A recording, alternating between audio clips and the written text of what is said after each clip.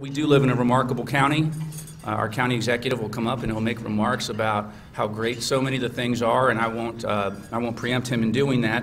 But you know, I've known County Executive Kittleman for a number of years and have gotten to know him better lately.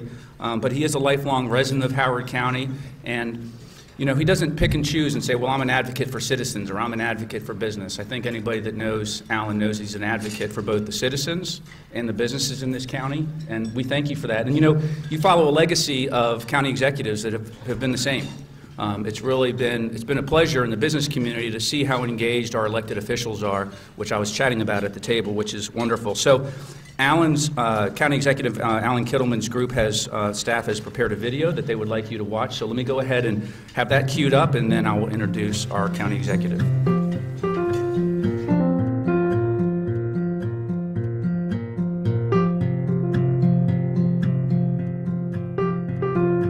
We have talked about a consolidated nonprofit center for 20 years, and what you see before you, we will be opening in approximately 2 months. We're finally here. We are in the Patuxent Woods Business Park. We looked at multiple facilities. We chose this one because of its central location.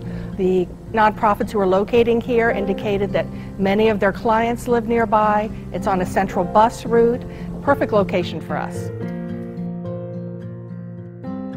Alan Kittleman's leadership has allowed us to move forward on a new fire station, something that has been talked about for more than 10 years. The new station will allow us to better serve our community.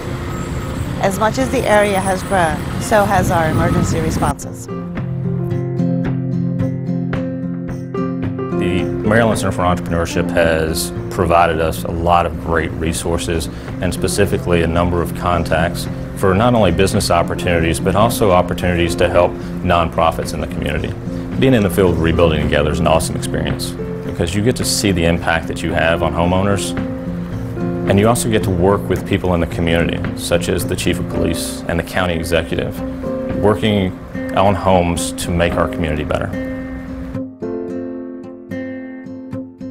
Having a workforce that I can pull from that has the skills to produce the millwork that we fabricate is extremely important.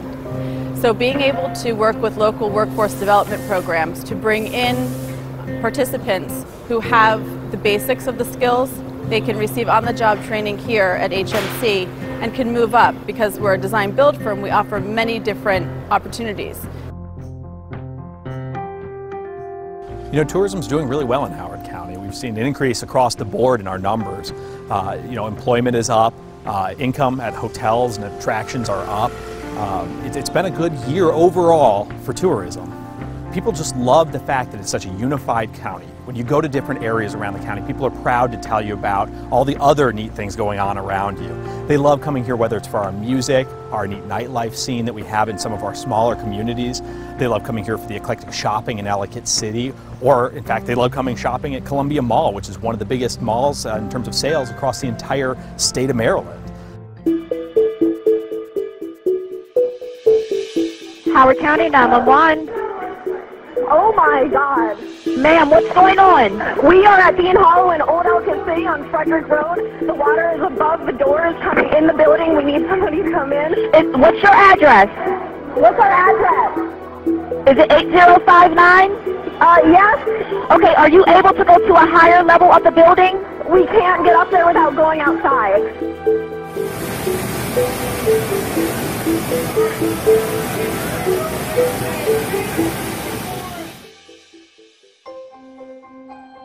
We were given a horrible gift, but it is a gift, and you know, it's up to us to see what we do with it. I keep telling people that we're very fortunate because I feel like we've been given an opportunity for another first impression. The best part, if there is a best part about the flood, is that we've become a tighter community. West End residents now have a community dinner every Thursday night.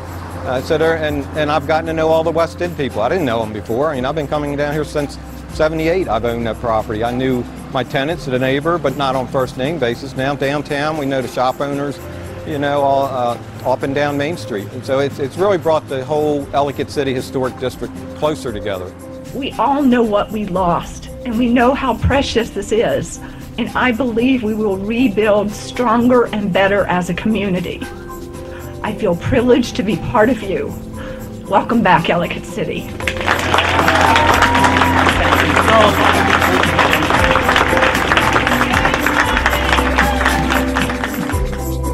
So here for his third State of the County address, please join me in a warm welcome for Alan Kittleman, our County Executive, President of the United States.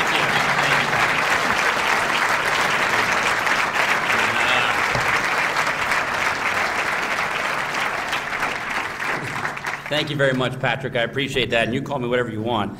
Because as Mike Miller always says, once a senator, always a senator. It's great to be with you, and it really is hard to believe that this is my third State of the County address.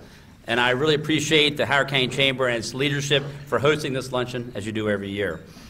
I've said this before, and I'll say it again. Being county executive is a tremendous honor and privilege. I have the best job in the world.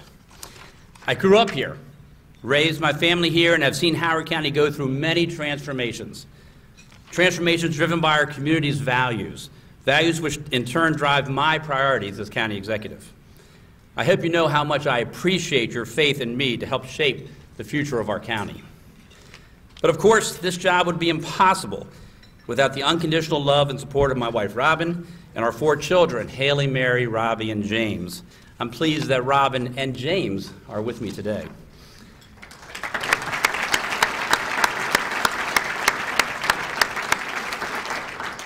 Robin often joins me when I travel around the county. This past November, we celebrated our 30th years of marriage. Having her beside me gives me the strength and the grounding to do this job. And as much as I love this job, it does mean I don't get to see my family as much as I'd like. That's why Robin and I try to schedule date nights as much as we can. On Valentine's Day, just the other day, I said, Robin, how about I take you to a party with lots of people, a nice meal, and sparkling conversation? And she said, sounds great. So I handed her a ticket to today's luncheon. It is a date, right? This is a date. No, okay. Let me start by saying that the state of our county is strong. Nothing shows this more clearly than the way we handled the challenges of the past year. We as a county have been tried and tested, yet we've weathered those challenges and continue to make progress with our priorities. Investing in our education system to keep our schools, libraries, and community college among the best in the nation. Growing our economy through innovation and economic development. Providing comprehensive, effective services for our community. Making government more responsive, efficient, and accessible. And pressing fast forward on projects that we've talked about for many years. After last year, our county has not only shown that we are resilient, but we have redefined the meaning of resilience. During last year's State of the County, I stood here and talked about how well we handled 30 inches of snow. I think Mother Nature took that as a dare. After the blizzard came a tornado that cut a 13-mile path through our county. And then, on July 30th, 6 inches of rain in 2 hours. This unimaginable storm hit at the worst possible place in the state, historic Ellicott City. Ultimately, it took 3 lives and disrupted hundreds more. 90 businesses were damaged, residents were displaced, and hundreds lost work. Buildings were unsafe, streets impassable, sidewalks destroyed.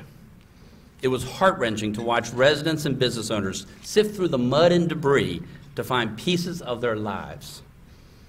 Ellicott City was knocked down. Experts told us it could be years before it got back up. But we're Howard County. From the first 911 call, the entire county sprang into action. Within hours, public works crews began repairs. Within 48 hours, we held a town hall and resource fair. Within a week, a job fair.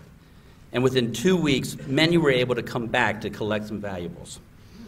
Slowly, even with a state of emergency still in place, residents and businesses returned as conditions got safer. And because of our fiscal stewardship, we were able to absorb the response and recovery costs without dipping into our rainy day fund. Today, Main Street has come back to life. 75 businesses have reopened. 9 more have committed to reopening, and 3 new businesses have set up shop there. Residents have returned, the traffic has returned, and economic activity has returned. One person who was there for Ellicott City was Pete Mangione, who opened his doors right here at Turf Valley to give merchants a temporary home during the cleanup. Pete, I would like you please to come forward if you could.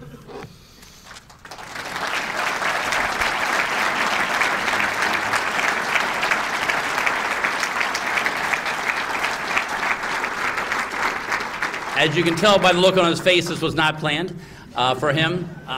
But you know, the Mangione family has been tremendous community partners for a long, long, long time. But Pete did. He opened up rooms here so the people who couldn't be operating on Main Street could have a place to operate, and basically allowing them to survive. So we have a little coin here. We've given to some folks already, just a kind of a challenge coin about the Ellicott City flood, and I just want to make sure I present one to Pete Mangione.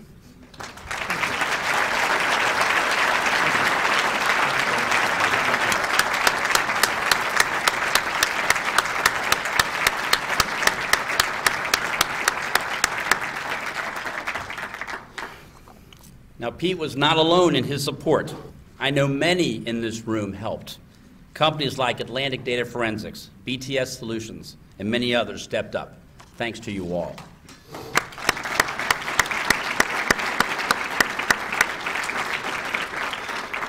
County workers also deserve a lot of credit for their compassion. They worked long hours, not just because it was their job, but because they cared.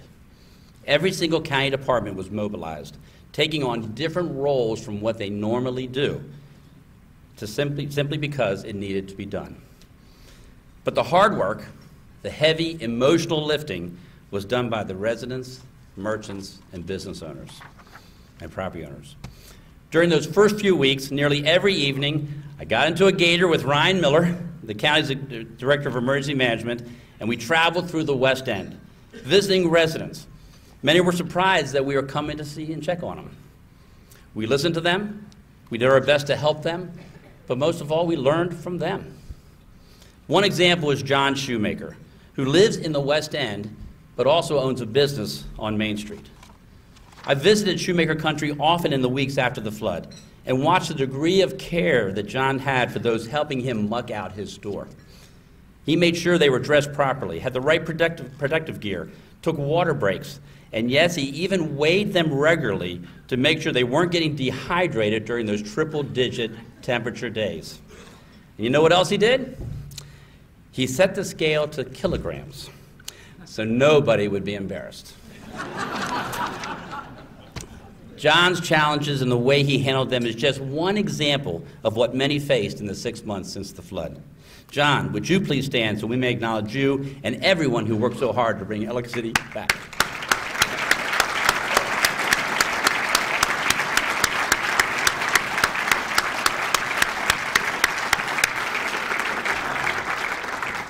And I'm glad she's standing right there because I also want to acknowledge Pam Long, who owns a photography business on Main Street. She has been instrumental in keeping the community informed by documenting our recovery every step of the way. And she's here today working for the Chamber taking pictures, but I wanted to acknowledge her. Thank you, Pam.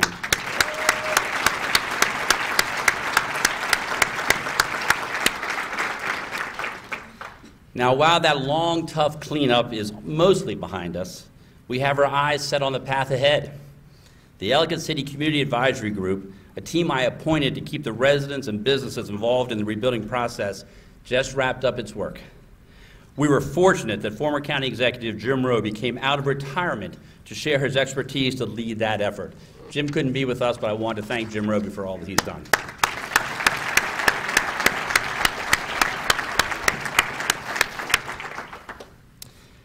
We have opened a new business resource center on Main Street, and our master planning process for the town is underway. Our thanks go out to the Ellicott City Partnership, which took the lead in assisting businesses, residents, and property owners. And now, the One EC Recovery Project is making sure that the continuing needs of residents are being addressed. Through a combination of tax credits, permit waivers, expedited processes, and unprecedented resource support, we pulled out all the stops and removed roadblocks to help Ellicott City, and neighborhoods such as Valley Mead and Woodstock rebound. This effort required strong partnerships from Governor Larry Hogan to our state and federal delegations and many government agencies. We have worked together in a bipartisan, collaborative way, setting the example of how government should work. I'd like to particularly acknowledge County Council Chair John Weinstein, who has been a strong ally throughout this recovery.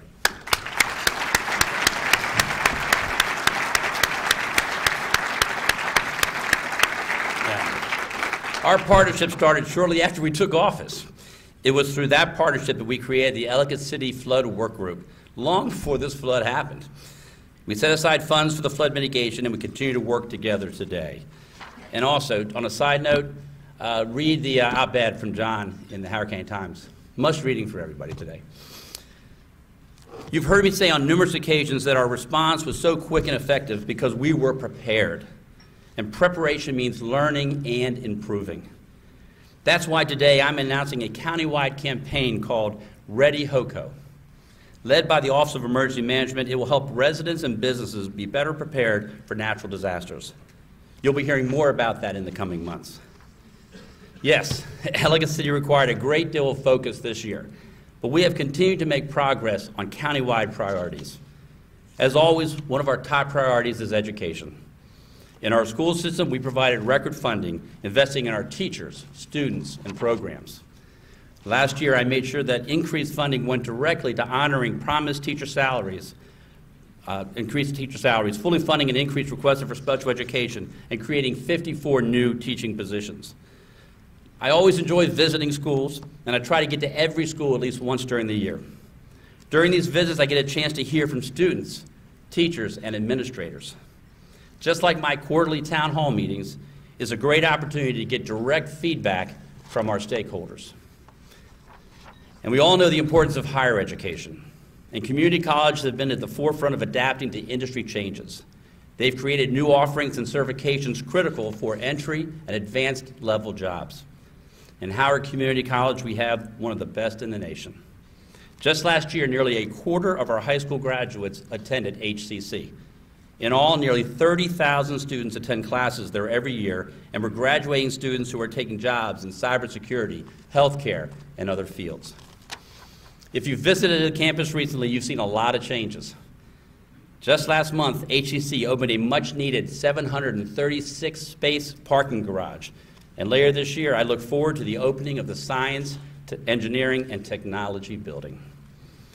But we all know education doesn't just start when the students get to school, and it doesn't stop when they leave, which is why our top-ranked Howard County Library System continues to innovate to complement the growing demands of our students and families. The Central Branch just completed renovations. The East Columbia Branch renovations will be completed in the fall, and a new expanded Elkridge Branch is under construction. From student reading programs at the county's Animal Control and Adoption Center to their latest concept of the human library, where instead of books on a specific topic, you can have a first-hand conversation with a person who has unique perspective on a subject. I look forward to participating as a book later next month. When I ran for this office, I stressed that a strong education system requires a 24/7 approach. Our 24/7 initiative aims to address obstacles to learning that greatly influence student success every hour of the day. Later this month, our local Children's Board will launch a strategic planning process to develop a 5-year community plan aimed at addressing disparities in student success. The plan will identify needs and gaps in community services, avoid duplication, and ensure that dollars are efficiently and effectively spent where they are needed most. We have also improved Recreation and Parks programming to include summer camps to help students and families learn more about the STEAM advancements enriching our community. As we train our youth for the jobs of tomorrow, I have made job growth and economic development a priority. Just last week, I announced a bold new vision to transform the Columbia Gateway into an innovation district. Innovation districts are an economic development model that have emerged around the world. We will make Gateway a place where leading-edge companies work with educational institutions and startups to collaborate on new technologies and services. As we work on those plans, I am pleased to report on some of the economic development successes in our county. Since I took office, the county has added 3,000 new jobs. Our unemployment rate, get this, our unemployment rate is 2.7%, the lowest in the county since 2008, and well below the national and state average. And our commercial tax base is up 9.5%. Last year, we talked about the expansion of Coastal Sunbelt and the jobs it was bringing to our county. Today, I am pleased to announce that Freshly, the gourmet meal delivery service, is investing $8 million in Coastal's former location in the Route 1 corridor, adding 500 new jobs over the next several years.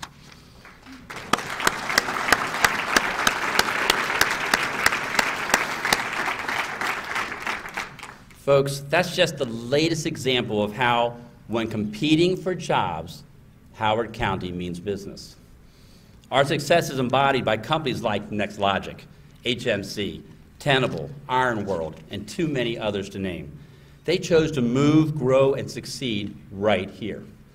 They seek out Howard County for the same reasons we all live and work here: our location between Baltimore and Washington, our schools, our diverse and highly skilled workforce, and the amenities we provide.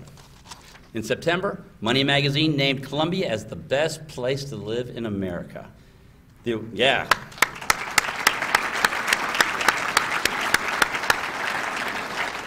But you know what?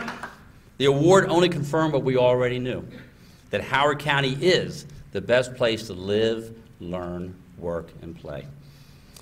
I appreciate the work that our Economic Development Authority does every day to make our efforts so successful. At the same time, county government is directly helping our local companies succeed.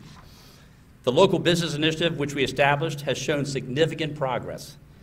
In the last 15 months, county government has spent more than $1.5 million on routine purchases with 64 certified local businesses. And the new Elkridge Library and Senior Center, a $16.2 million project, is being built by Costello Construction, a local company. For our residents, we have worked to make county government more accessible, responsive, and effective. In our new Department of Community Resources and Services, we have new leadership and a no wrong door approach. We've added services for veterans and enhanced services for seniors.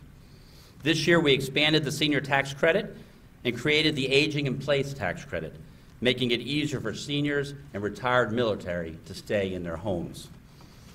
We have also supported efforts by the Housing Commission to purchase houses and condominiums for low-income families, developmentally disabled, and for youth aging out of foster care. With our new website and initiatives like closed captioning our videos, we're making county government more accessible. And I want to acknowledge two individuals who are here, Heidi Burkhardt and Bridget McCarthy from the Howard County Association for the Deaf. Thank you so much for your help.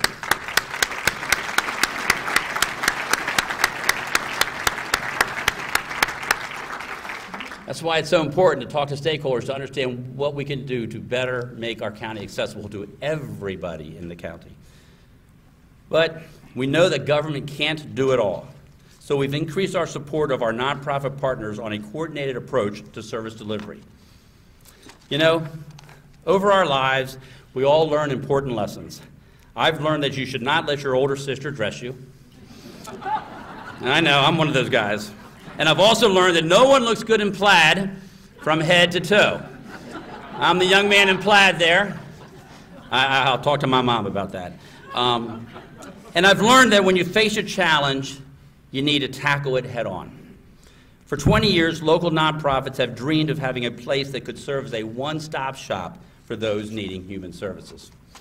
So last year, we signed a 10-year agreement to create the Nonprofit Center, where multiple nonprofits will be located under one roof. Opening in April, it will consolidate assistance, increase collaboration, and make service delivery more efficient. Thank you, Joan.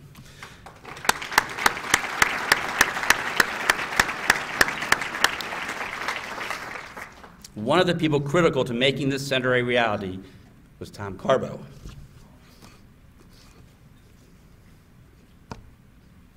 a man whose dedication to the nonprofit community, particularly as a main advocate for affordable housing, was unmatched. Tragically, as you all know, Tom passed away in November. It was a tremendous loss for all of Howard County, particularly the nonprofit community. Tom's wife, Jeannie, and their children, Daniel, Jamie, and Kristen, are here with us today. Jeannie, I hope you know how much Tom meant to the people here in Howard County.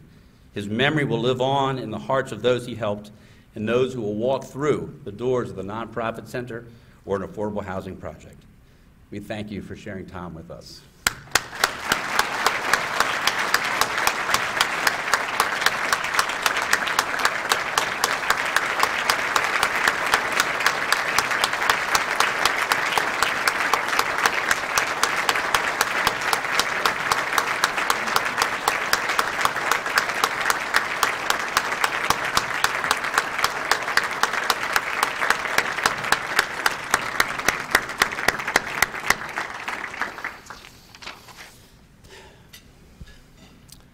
The Nonprofit Center isn't the only project we've hit the fast forward button on. I've long been frustrated, as I know you have been, that government often takes too long to solve problems we've had for many, many years. So this year, we'll finalize the purchase of land in Jessup to allow for new schools, including a 13th high school. The widening of Route 32 from Route 108 to Linden Church Road will begin. In Columbia, Howard County Bike Share will launch with 7 stations and 70 bicycles. We'll spend $10 million for road resurfacing to catch up on a $56 million 10-year backlog. We're moving forward with changes to the Adequate Public Facilities Ordinance, which hasn't been updated since I was on the County Council in 2002. We will take ownership of the Harriet Tubman School and hope to celebrate Harriet Tubman Day at the school this fall. This project is near and dear to my heart, and I know that the community has been waiting over 20 years to preserve the building as a cultural and educational center, and I want to thank the school system, Dr. Foose, and the Board of Education for working with us on that project.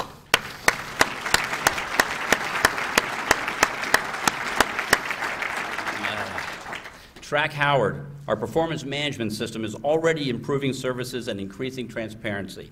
For example, since September, we've saved $250,000 through a more efficient online procurement system. And we've asked the County Council to support a public-private partnership to replace the aging circuit courthouse. We haven't kept up with technology, federal and state mandates, or the needs of our residents and businesses. Due to a lack of space, a 6th judge can't be appointed, causing cases to move slowly. Security remains a concern, particularly for juries, victims of domestic violence, and children involved in domestic cases. I certainly want to thank Judge Lenore Gelfman for her leadership on this critical project.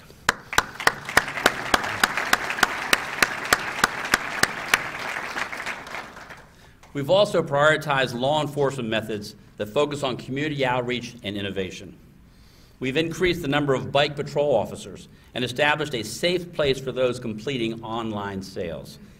This year, our police department will add a new position to work with our growing Korean community. One of the greatest challenges facing the county has been the opioid overdoses and deaths. The numbers are staggering. Howard County is not alone in this crisis. That is why we hosted an opioid summit in October to discuss how Howard and surrounding counties can work together. We know we need effective solutions. So locally, we've hired a full-time coordinator to work with families struggling with this epidemic. We've trained nearly 800 members of our community, in addition to our first responders, to administer Narcan, a potentially life-saving drug in overdose incidents. I've also asked Dr. Mara Rossman, our health officer, to look at opening a much-needed detox and outpatient treatment center, and I plan to include that project in our capital budget. At the same time, we continue our battle against human trafficking. Last year, we announced a fund to support victim services and police training and added a second full-time officer to investigate human trafficking cases. During 2016, we conducted 25 human trafficking investigations, which resulted in 10 arrests and help for 25 victims. We sought and received state-enabling legislation so our police department can better monitor massage parlors suspected of being fronts for prostitution and trafficking. I appreciate the support we received from our state delegation, and we will be filing local legislation this month. In addition, I will issue an executive order to appoint a Human Trafficking Prevention Coordinating Council to build upon the work of the previous task force with a focus on implementation, outreach, education, and prevention. With substance abuse and mental health challenges, we know that they are best addressed with an integrated approach to treatment. This coming year, I hope to build on our successes and develop an integration model for Howard County government. Our efforts so far have been successful. We have an innovative partnership with Howard County General Hospital and the Horizon Foundation to create a rapid access program. So far, we have connected nearly 700 people to emergency mental health services. We've also funded a nurse training program at the hospital for psychological and behavioral treatment needs and hired an ombudsman to serve as a patient advocate to ease access for treatment. In addition, last year's Children's Mental Health Symposium laid out the struggles facing our youth. The county's health department, in partnership with the school system, is developing a model to bring mental health services into our schools. Our fire and rescue department is constantly looking for innovative solutions for our emergency needs. For example, the Pulse Point mobile app, which alerts CPR-trained community members to a nearby cardiac arrest, has been downloaded over 1,500 times. Another initiative has placed bleeding control kits in 100 public locations, including schools and community centers throughout our county. In the Route 1 corridor, new fire and rescue stations in Elk Ridge and Waterloo will help us maintain our high level of emergency services. And we're looking at 2 new stations to serve downtown Columbia as it gets built out. Speaking of Columbia, the planned community has turned the big 5-0. The Columbia 50th celebration kicks off next month. For more on what's planned, go to the celebration website. And as I say that, it's hard to believe, and I know it's hard for you guys to believe, I'm actually older than Columbia. And like some of us who reach that age, a facelift is sometimes in order. I've tried a few new looks myself over the last 2 years. But seriously, there's more. I'm extremely pleased by the progress we've made to revitalize and redevelop the town center and aging neighborhoods. We've exemplified a level of bipartisanship and cooperation that is unparalleled. With the support of County Councilperson Mary Kay Siggety and the Council, we are moving forward with the redevelopment of downtown Columbia. While the original plan was completed in 2010, we needed to make some changes to make it work.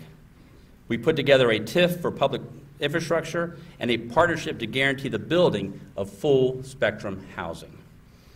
One of the highlights of this plan is the development of a new arts complex that includes a new Toby's Theater, artist workspaces, and market and affordable rate housing.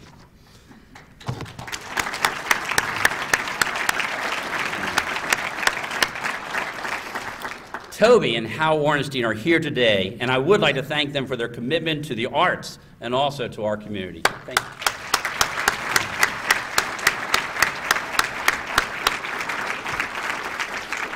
Now, Toby, as you expand, don't forget that if you need a costume designer, my sister might want to apply. Here's an example of her work. For those of you who are young, the Coneheads are from France. Okay, Saturday Night Live, go look it up. In Savage and North Laurel, we've improved facilities while preserving history. We worked with County Councilperson Jen Terraza to complete a much-needed project at historic Carroll Baldwin Hall to support community events. We've also funded a renovation of Bowman Truss Bridge, the oldest bridge of its type in the country. In Western Howard County, we're preserving land values and supporting our farming community. Working with County Councilperson Greg Fox, I filed a package of bills to assist farmers in their everyday operations and to stand up for their property rights. In addition, while we weren't successful in repealing the rain tax, we will be able to give some relief to property owners by providing $100 rebates to those who regularly pump out their septic systems. And County Councilperson Calvin Ball and I found common ground to move forward on some key initiatives in Oakland Mills and Longreach. One of my first meetings as county executive was with Calvin to discuss our approach to the Longreach Village Center. After multiple community meetings, we put together a framework for redevelopment. And just recently, our Department of Planning and Zoning held a very successful industry day for prospective developers. This kind of collaboration and bipartisanship is what makes us a stronger county. By working together, we know we can tackle our challenges more completely and effectively. We came together to demand the sheriff's resignation after extremely disturbing findings from an investigation by our Office of Human Rights. Our action was swift, united, and condemning. We moved quickly again in forming #OneHoward. We started with a frank community conversation in December and have since formed a committee of local leaders to find ways to reinforce our collective values. Again, we came together to demonstrate that we are a loving, respectful, and accepting community, and we will never allow a few negative voices to change this. Now, I know there are a lot of uncertainty right now about what's happening at the federal level, but there should be no uncertainty about here. Our values of inclusion and opportunity, understanding and responsibility, and collaboration and innovation will continue to drive our priorities as a county. We have a county government that represents our community's diversity, working every day to make sure our services are comprehensive and accessible. I will continue to work hard to maintain our strong education system, to create and retain jobs, to improve health, human, and public safety services. And yes, I'll keep pushing the fast-forward button so that we no longer wait 20 years to address the challenges of today. A little over 2 years ago, Howard County residents put their faith in me and asked me to lead this county. They asked me to make sense of government, to work in a bipartisan way, and put aside the political rancor they see on the national level. I've taken that charge head on, and we have made progress, but there is still work to do. So together, let us declare at this very moment the legacy we want to leave for those who will come after us. Let us never retreat from living our lives by the shared values that define us as an inclusive community and welcoming community for everyone. Thank you very much.